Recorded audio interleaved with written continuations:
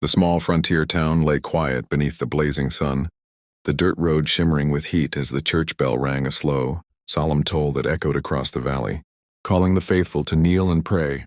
But while voices drifted from inside that old wooden chapel, one broken soul staggered across the dusty ground outside, her face pale, her steps heavy, her dress torn and clinging with sweat and dirt, until her strength finally gave out and she collapsed right there, in the dust beside the church steps, the sound of her body hitting, the ground muffled by the dry earth as the people inside remained unaware, too lost in hymns to notice the fragile figure lying just beyond their door.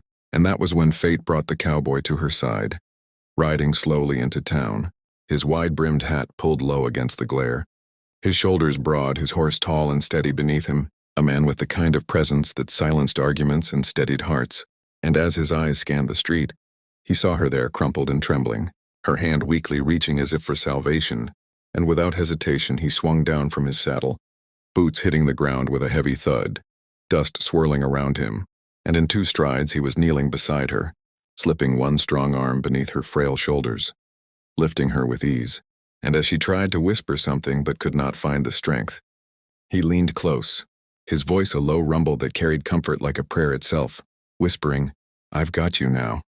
Words that fell over her like water in the desert, words that steadied her as the world spun and blurred around her. And though she did not know his name, she felt safe in his arms. This stranger who held her as though she were the most precious soul in the world.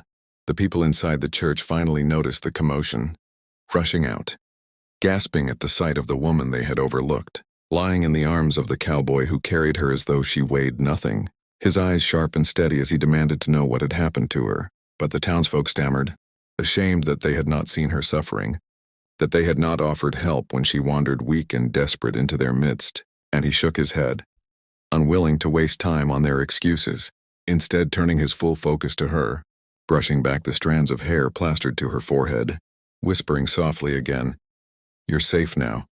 I'll take care of you." Words that made her eyelids flutter and her lips part, though no sound came, only a tear slipping down her cheek. He lifted her higher, close to his chest, his coat wrapping around her frail form as he carried her past the murmuring crowd and toward the general store, where he knew water and shelter could be found, his boots striking the wooden porch as he pushed inside, startling the shopkeeper who immediately scrambled to fetch water, and with gentle care he held the cup to her lips, coaxing her to drink, watching color return slowly to her face as life stirred again. And when she finally found her voice, it was soft, barely more than a whisper, but filled with both pain and gratitude as she said, "Why would you help me? You don't even know me." And he simply smiled, his jaw set with quiet strength, answering, "You don't need to be known to be worth saving." The word struck her deeper than any kindness she had ever heard, for her life had been filled with abandonment and betrayal, and now this stranger, this rugged cowboy who owed her nothing, had chosen to protect her as though it were the most natural thing in the world. As she leaned against him, telling fragments of her story, how she had been cast out, left with nowhere to go, her family gone and her hope fading, the cowboy listened in silence, his hand steady against her back, every muscle in his body promising her that she would not fall again.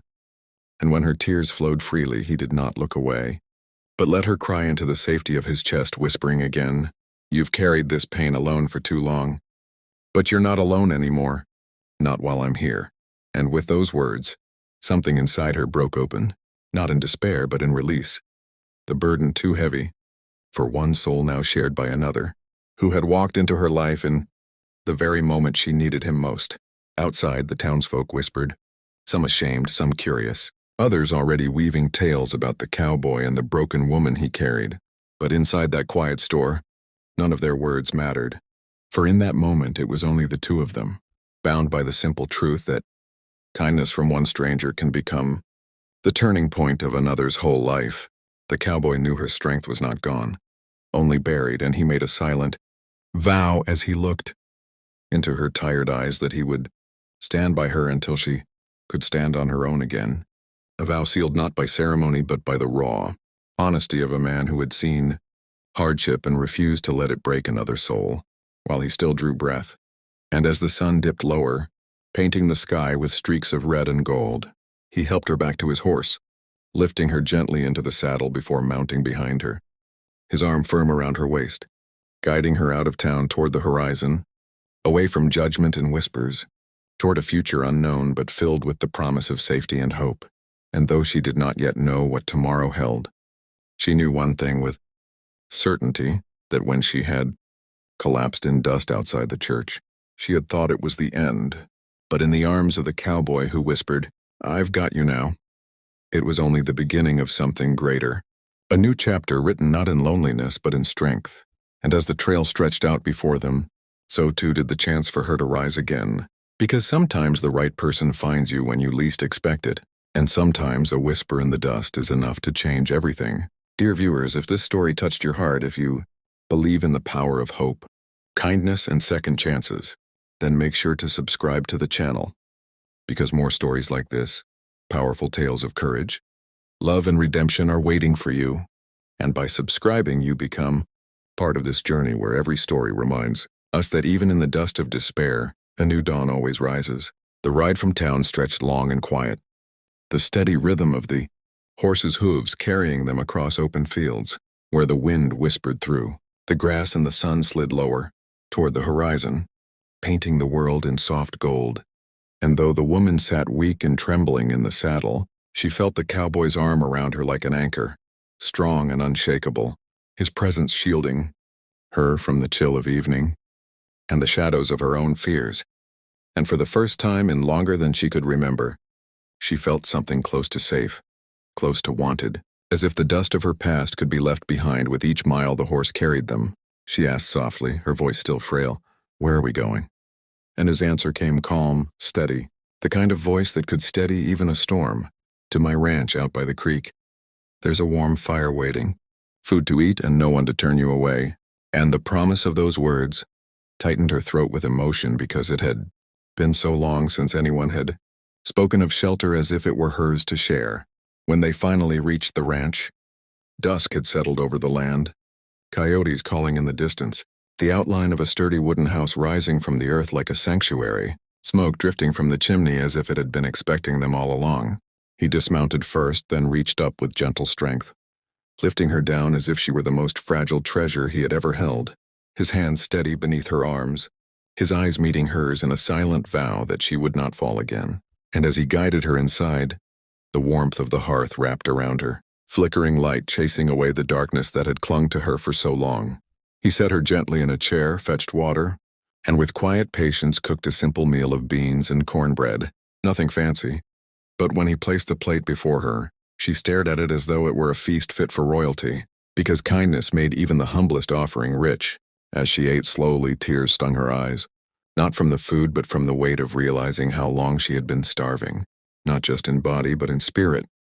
And when he sat across from her, leaning on his elbows, his gaze steady and kind, she asked the question that had burned in her since the moment he lifted her from the dust. "Why me? Why would you care about someone like me?" For a long moment silence stretched between them, broken only by the crackle of firewood, and then he said, "Because no one deserves to be left in the dust, not while I've still got strength to help. I know what it is to be broken. I know what it is to have nothing, and I swore once I'd never walk past another soul in need. You don't have to earn my care, it's given." His words sank deep, shaking loose the walls she had built around her heart, and she lowered her eyes, ashamed of her scars, of the pain she carried, whispering, "But I'm not strong anymore. I don't have anything to give back." And he leaned forward, his voice low and firm. "Strength isn't always about standing tall, it's about surviving what tried to break you. You've given enough, more than most could endure. Now it's your turn to be carried until you can stand again." With those words, she broke, sobs rising from her chest, not soft but raw, the sound of years of silence shattering, and he did not flinch, did not look away, only came around the table, kneeling beside her, wrapping his arms around her shoulders as she cried into him, his steady heartbeat beneath her ear reminding her that life still pulsed, that hope still lived.